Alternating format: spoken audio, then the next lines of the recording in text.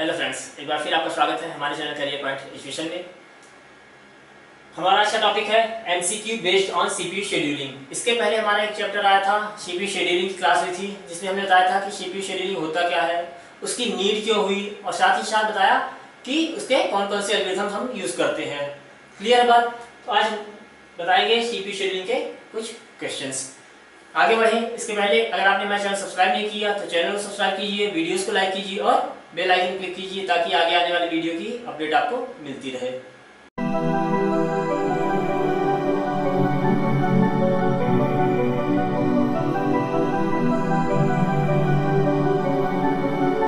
तो चलिए आगे बढ़ते हैं।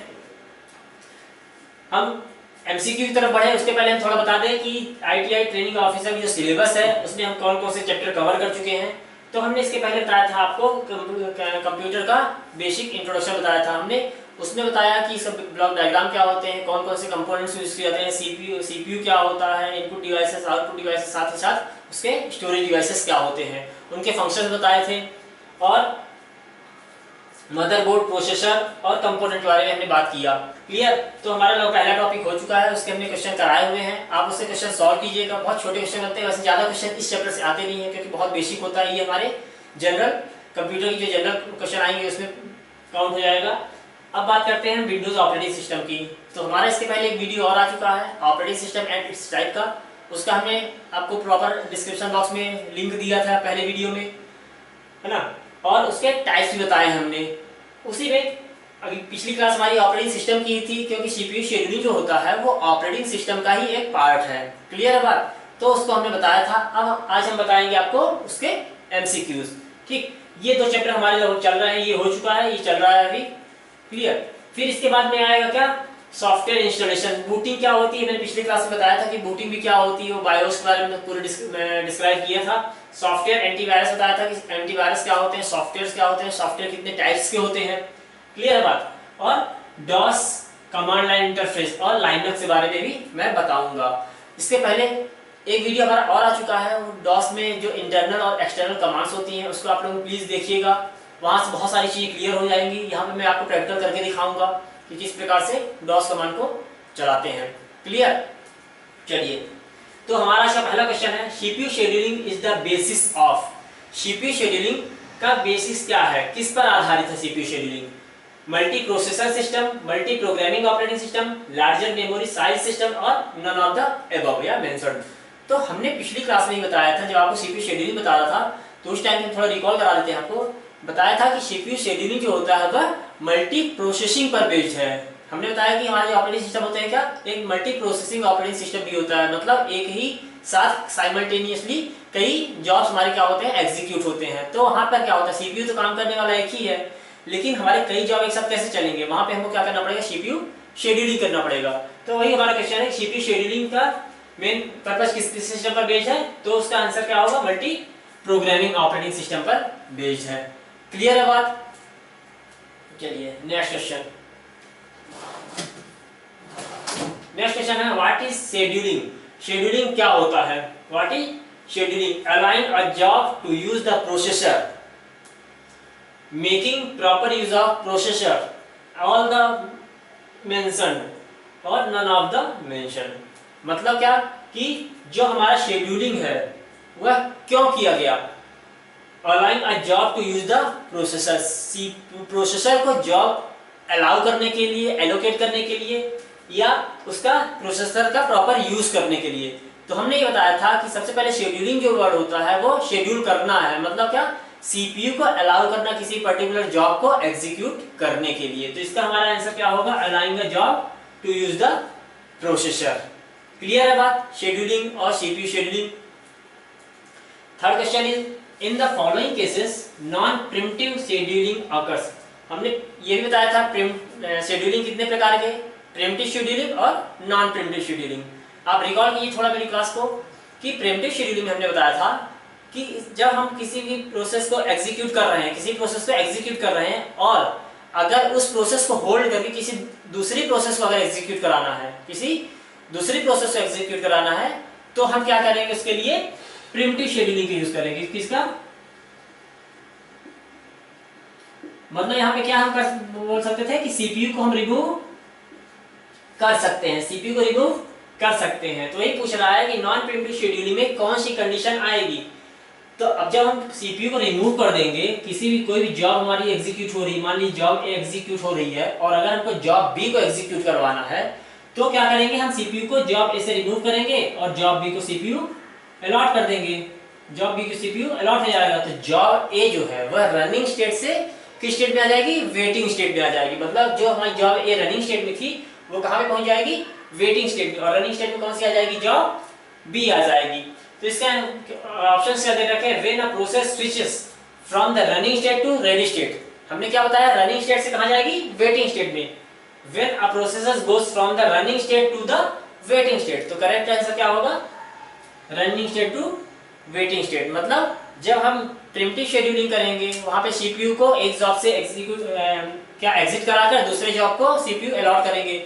उस टाइम पे जो जॉब पहले एग्जीक्यूट हो रही थी वह रनिंग स्टेट में थी। जब सीपीयू रिमूव हो जाएगा उससे तो वो रनिंग स्टेट से कहां जाएगी, वेटिंग स्टेट में चली जाएगी। क्लियर है बात। चलिए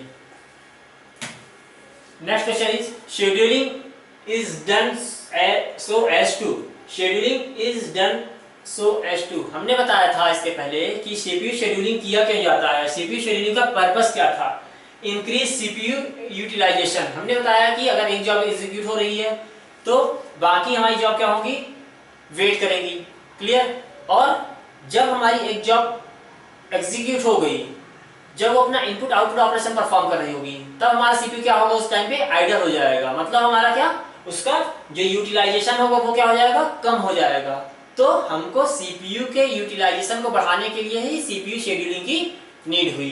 तो scheduling is done so as to increase CPU utilisation. इसका सही आंसर क्या है, सीपीयू का यूटिलाइजेशन बढ़ाने के लिए, ना कि डिक्रीज करने के लिए। तो correct answer is increase CPU utilization. Clear. चलिए next question, scheduling is done so as to, same question है कि शेड्यूलिंग क्यों की जाती है। तो यहाँ पे ऑप्शन दे रखा है इंक्रीज द थ्रूपुट। हमने बताया कि सीपीयू के यूटिलाइजेशन को बढ़ाने के लिए, किसी भी सीपीयू के थ्रूपुट को बढ़ाने के लिए, किसी भी ऑपरेशन के थ्रूपुट को बढ़ाने के लिए, ठीक, उसके वेटिंग टाइम को डिक्रीज करने के लिए, कम करने के लिए। आई बात समझ में, वेटिंग टाइम कम करने के लिए, आइडल टाइम कम करने के लिए, उसके क्या जो बोल रहे हैं उसकी क्या एक्यूरेसी को बढ़ाने के लिए प्रोसेसिंग की। तो scheduling is done so as to increase the throughput, मतलब थ्रूपुट को बढ़ाने के लिए भी सीपीयू शेड्यूलिंग यूज की जाती है। क्लियर। ये सब चीजें हमने पिछले क्लास में क्लियर किया था, आप प्लीज मेरे वीडियो को देखिएगा उसको। Same question, scheduling is done so as to, ये डिफरेंट क्वेश्चन है कि क्या परीक्षा में किस टाइप से क्वेश्चन पूछ सकता है ना। तो ऐसा नहीं कि सीपीयू शेड्यूलिंग केवल एक पर्टिकुलर एक रीजन से ही की जाती है। वो कौन कौन से रीजन है वहां पे हमने एमसीक्यू के टाइप में यहाँ पे क्लियर कर रहे हैं। तो इंक्रीज द वेटिंग टाइम, क्या सीपीयू के किसी पर्टिकुलर जॉब के वेटिंग टाइम को इंक्रीज करने के लिए सीपीयू शेड्यूलिंग की जाती है, नहीं।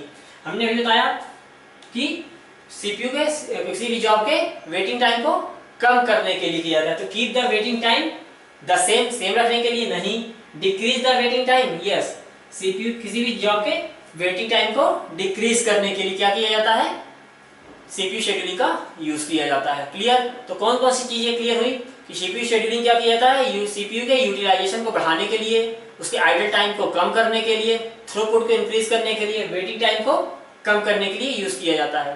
क्लियर। चलिए नेक्स्ट क्वेश्चन है, अब आते हैं एल्गोरिथम पे कि कौन कौन सी एल्गोरिथम हमने बताई थी वहां पे। शॉर्टेस्ट जॉब सबसे पहली थी first in first out, FCFS, FIFS, ठीक। या फर्स्ट कम बताया था, फर्स्ट कम फर्स्ट आउट बताया था वहां पे, एफसीएफएस भी बताया था, ठीक। तो फर्स्ट कम फर्स्ट आउट, फिर दूसरा बताया था शॉर्टेस्ट जॉब फर्स्ट, एसजेएफ, ठीक। फिर थर्ड बताया था priority scheduling and fourth one is round robin scheduling, ठीक। तो यहाँ पे क्वेश्चन पूछ रहा है shortest job first, SJF stands for shortest job first. Short SJF scheduling falls under the category of, याद कीजिए शॉर्टेस्ट जॉब फर्स्ट शेड्यूलिंग को यहाँ पे हमने बताया था कि जो जॉब पहले आएगी उसको तो सीपीयू अलॉट हो जाएगा, ठीक है। उसके बाद जो अगली जॉब आएगी, अगर वह पहली जॉब से, जॉब ए से क्या है उसका जो है प्रोसेसिंग टाइम क्या है, बर्स्ट टाइम क्या है, कम होगा, तो सेकंड जॉब जो होगी उसको क्या है सीपीयू शेड्यूल हो जाएगा। मतलब सीपीयू ए उस टाइम पे कहां हो जाएगा, वेटिंग स्टेट में चला जाएगा, और सीपीयू जो सॉरी जॉब ए क्या होगा, वेटिंग स्टेट में चला जाएगा, जॉब बी को सीपीयू अलॉट हो जाएगा। तो हमने क्या किया वहां पे जॉब ए से सीपीयू रिमूव किया और जॉब बी को सीपीयू अलॉट कर दिया। क्लियर। तो ऐसी कंडीशन किसमें बनती थी, किस प्रकार के शेड्यूलिंग में, जिसमें हम प्रिमिटिव शेड्यूलिंग बोलते हैं। जिसे हम प्रिमिटिव शेड्यूलिंग क्या करते थे, सीपीयू को रिमूव कर सकते थे, लेकिन नॉन प्रिमिटिव में सीपीयू को रिमूव नहीं कर सकते थे। तो शॉर्टेस्ट जॉब फर्स्ट में हम क्या कर रहे हैं, सीपीयू को रिमूव कर रहे हैं, सीपीयू को रिमूव कर रहे हैं। तो वो कौन सी शेड्यूलिंग हुई, वो होगी प्रिमिटिव शेड्यूलिंग। क्लियर। कौन सी शेड्यूलिंग हुई, प्रिमिटिव शेड्यूलिंग। तो shortage of first scheduling falls under the category of primitive scheduling. इसका आंसर क्या होगा 7th का, प्रिमिटिव शेड्यूलिंग। नेक्स्ट क्वेश्चन है what is waiting time. Waiting time क्या कहलाता है। अब कोई जॉब है वो क्या हुई, अगर हम बात करें कि पहले रनिंग स्टेट में थी, जब रनिंग स्टेट में होगी तो रन कर रही होगी, एग्जीक्यूट कर रही होगी, उसके बाद जब उसे सीपीयू रिमूव कर दिया जाएगा तो वो कहां चली जाएगी, वापस से वेटिंग स्टेट में। वेटिंग स्टेट से कहां पे आएगी, फिर से वो रेडी क्यू में आ जाएगी, रेडी क्यू में आ जाएगी, ताकि यह समझ सके हमारा सीपीयू कि अब जो है वह प्रोसेस करने के लिए क्या है, रेडी है। मतलब कि जो भी वेटिंग टाइम क्या होता है किसी पर्टिकुलर जॉब या प्रोसेस जब कहां पर होती है, वेटिंग वो सॉरी रेडी क्यू में होती है। तो लिया है what is the waiting time, the total time in the block and waiting queues. Total time in the block and waiting queues, क्या वह टोटल टाइम होगा जो ब्लॉग और वेटिंग क्यूज में प्रोसेस एक्सपेंड करती है, नहीं। The total time spend in the ready queue, तो वह टोटल टाइम जो स्पेंड कर रही है कहां पे, कोई प्रोसेस रेडी क्यू में, वो क्या कहलाता है उसका वेटिंग टाइम। मतलब वह रेडी तो है लेकिन सीपीयू उसको अलॉट नहीं हो पा रहा है। तो इसका सही आंसर क्या होगा, यही होगा the total time spend in the ready Q. Clear बात कि वेटिंग टाइम क्या होता है, जब भी कोई जॉब रेडी क्यू में कितना टाइम स्पेंड कर रही है वो कहलाता है उसका waiting time. 9th question is what is the response time. What is the response time. तो रेस्पॉन्स टाइम क्या होता है कि कोई भी जॉब आई उसको क्या हुआ, सीपीयू अलॉट हो गया। ठीक, सीपीयू जैसे ही इसको अलॉट हुआ तो उसने क्या किया, अपना रिजल्ट तो स्टार्ट हो गया, रिजल्ट देना स्टार्ट कर दिया। अब क्या होता है कि हमने नॉन प्रिमिटिव में क्या किया, उससे सीपीयू को हटा लिया, सीपीयू हटा के किसी दूसरे जॉब को दे दिया। तो वह टोटल टाइम जो उसको क्या हुआ, अपना पहला सीपीयू जब अलॉट हुआ था वो, और उसके टोटल जो जॉब है उसका टोटल सबमिशन टाइम जो है, मतलब पहली बार जो उसको सीपीयू मिला था वो, और लास्ट टाइम जो अपनी पूरी प्रोसेस को वो कंप्लीट किया वो टाइम, वो बीच का टाइम क्या कहलाता है, उसका टोटल टाइम रिस्पांस टाइम कहलाता है। ठीक, तो इसका ऑप्शन क्या दे रखा है, the total time taken from the submission time, total time taken from the submission time till the completion time, till the completion time पहला। नेक्स्ट ऑप्शन दे रखा है the total time taken from the submission time till the first response is produced. अभी क्या बताया कि जब पहली बार उसको सीपीयू मिला था वो, और जब उसका सबमिशन टाइम था वो, उन दोनों के बीच से जो टाइम होगा वो क्या कहलाएगा, उसका रिस्पांस टाइम कहलाएगा। तो इसका आंसर क्या होगा, the total time taken from the submission time till the first response is produced. Clear बात। चलिए नेक्स्ट क्वेश्चन है the strategy of making processes that are logically runnable to be temporarily suspended is called. बोल रहा है कि कोई भी process जो है जो लॉजिकली अभी क्या है, रनिंग पोजीशन पे है, लेकिन उसको क्या किया जाए, अस्थायी रूप से सस्पेंड कर दिया जाए, हटा दिया जाए उससे सीपीयू, और किसी दूसरे जॉब को दे दिया जाए। तो हम सीपीयू किस प्रोसेस में रिमूव कर सकते हैं, किस शेड्यूलिंग में रिमूव कर सकते हैं सीपीयू, तो वो शेड्यूलिंग क्या कहलाएगी, प्रिमिटिव शेड्यूलिंग। वो शेड्यूलिंग क्या कहलाएगी, प्रिमिटिव शेड्यूलिंग। तो इसका आंसर क्या हो जाएगा, प्रिमिटिव शेड्यूलिंग। मतलब प्रिमिटिव शेड्यूलिंग हम क्या कर सकते हैं, किसी पर्टिकुलर जॉब से सीपीयू को रिमूव कर सकते हैं, पर्टिकुलर रनिंग जॉब से सीपीयू को रिमूव करके उसको थोड़ी देर के लिए हम क्या कर सकते हैं, सस्पेंड कर सकते हैं, रोक सकते हैं। क्लियर बात। Next question is the processes that are residing in the main memory. Process कहां पे रुक रही है, आ रही है, residing in the main memory and are ready, और क्या है, रेडी है, and waiting to execute are kept in list. तो कोई भी प्रोसेस जो कि मेन मेमोरी में है और रेडी है, परंतु क्या कर रही है, वो वेट कर रही है किसका, सीपीयू का, एग्जीक्यूशन का वेट कर रही है। तो वो लिस्ट कौन सी कहलाएगी, वह किस लिस्ट में कोई भी प्रोसेस आती है और एग्जीक्यूशन का वेट करती है, वो लिस्ट कहलाती है रेडी क्यू। क्या कहलाती है वो लिस्ट, रेडी क्यू। सभी जॉब जहां आएंगी वो कहलाएगी जॉब क्यू, लेकिन जो सीपीयू का वेट कर रही होगी वो कहलाएगी क्या, रेडी क्यू। क्लियर है बात, जिसका एग्जीक्यूशन हो रहा है वो एग्जीक्यूशन क्यू कहलाएगी। ठीक, तो ये सब क्या है, उसके रेडी क्यू है। क्लियर, तो कोई भी जॉब आएगी रेडी होगी किसके लिए, एग्जीक्यूशन के लिए, वो कहां पर आएगी, वो लिस्ट कौन सी कहलाएगी, रेडी क्यू लिस्ट कहलाएगी। Clear.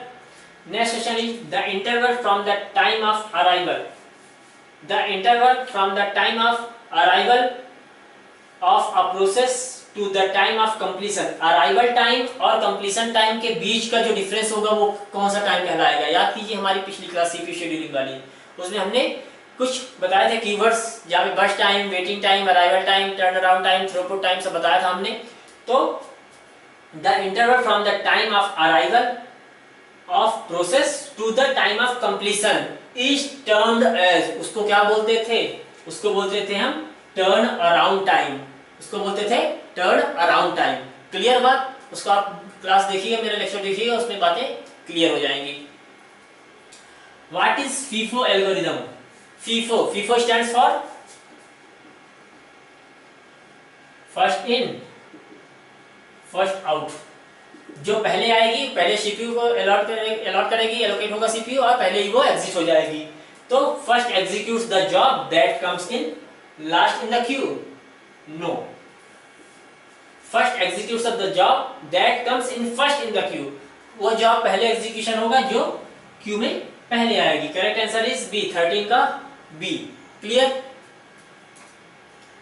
Round robin scheduling falls under the category of round robin scheduling. Round robin scheduling में क्या हुआ था कि राउंड रॉबिन में क्या था हमने कि सीपीयू क्या होता था, रिमूव किया जाता था। एक जॉब पे आता था, फिर उसके बाद दूसरी जॉब पे आता था, तीसरी जॉब पे आता था, और उसमें किस बेस पे जाता था वो, टाइम स्लाइस के आधार पे। मतलब क्या, प्रत्येक जॉब के लिए एक टाइम स्लॉट डिवाइड करके रखा गया था, डिसाइड करके रखा गया था, जितने की उतने टाइम तक कोई भी प्रोसेस सीपीयू को अलॉट कर सकती है।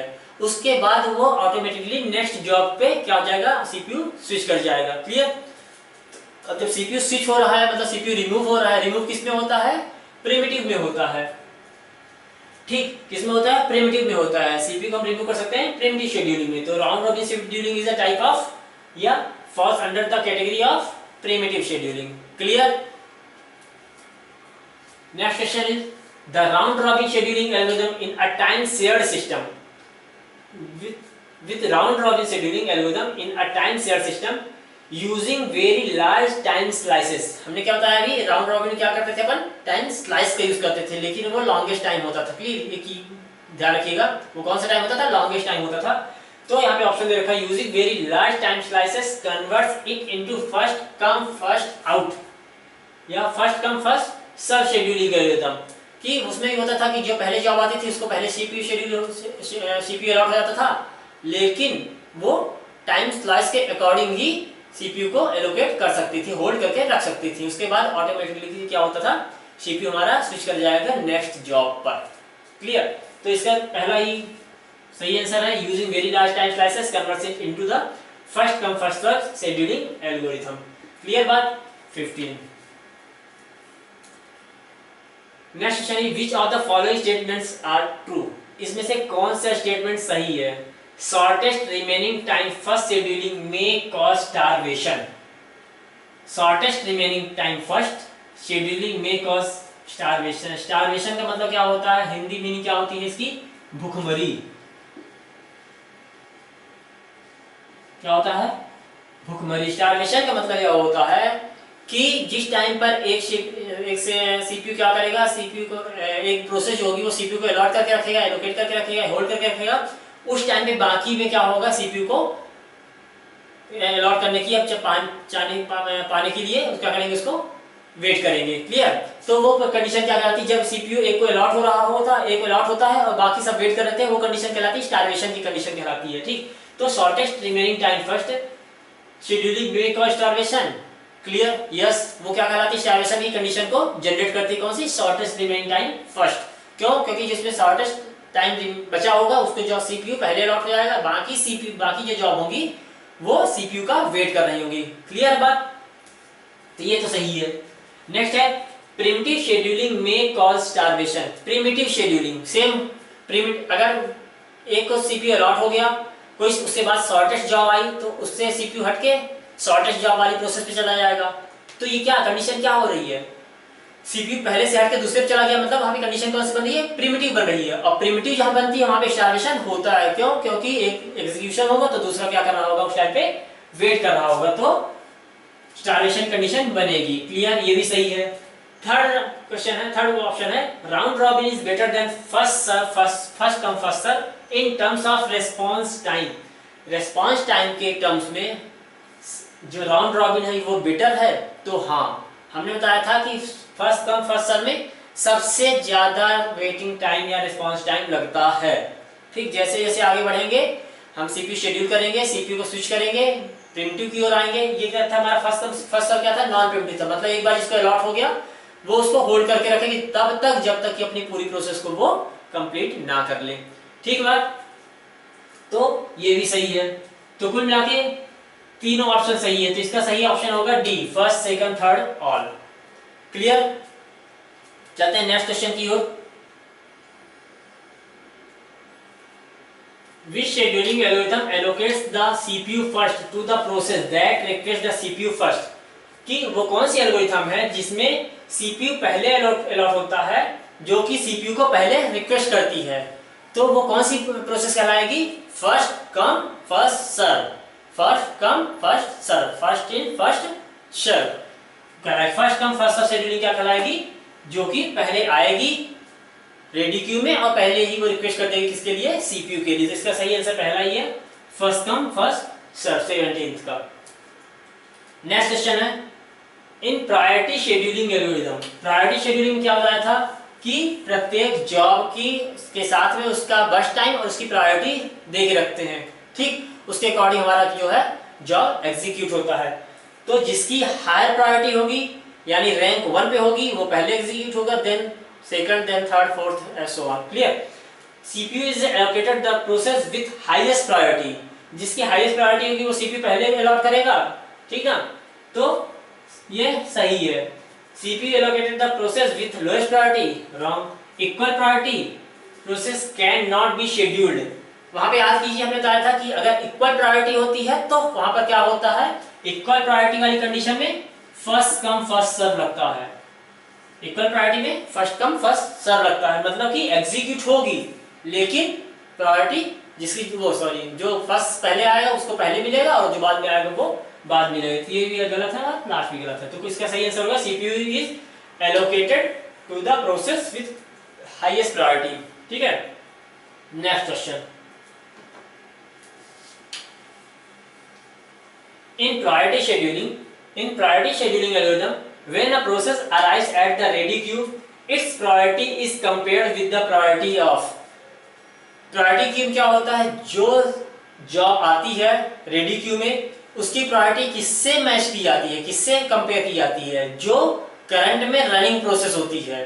क्लियर? अगर जिसकी प्रायोरिटी फर्स्ट है वो रनिंग में है तो जो बाद में आ रही है उसकी प्रायोरिटी इसकी सेकंड है तो उसकी प्रायोरिटी किससे कंपेयर की जाएगी, या फिर हम बोल दे तो अगर थर्ड है तो उसकी प्रायोरिटी किससे वो की जाएगी, जो अभी रनिंग में है। ठीक, रनिंग में वही होगी जो कि प्रायोरिटी में हायर होगी। तो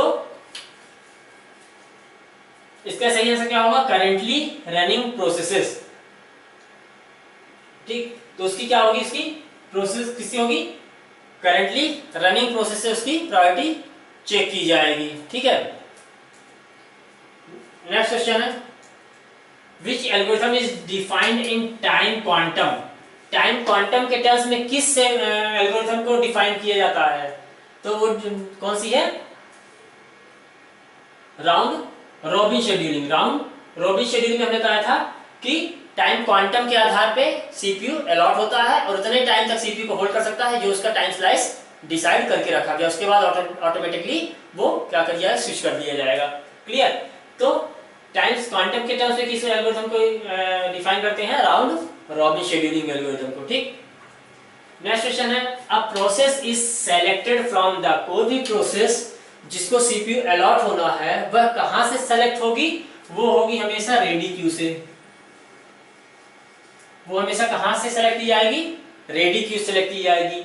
बाय द शेड्यूलर, कौन सा शेड्यूलर उसको सेलेक्ट करेगा? तो उसको शेड्यूल करेगा short term scheduler. Short term scheduler select करेगा कहां से? रेडी क्यू से। तो इसका सही आंसर क्या हो जाएगा? रेडी और short term. Process is selected from the ready queue by the short term scheduler to be executed. Clear बात? नेक्स्ट एंड लास्ट क्वेश्चन,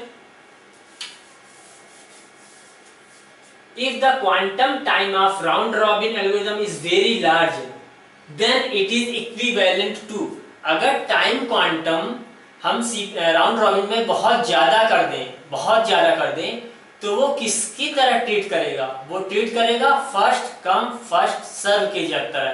क्यों?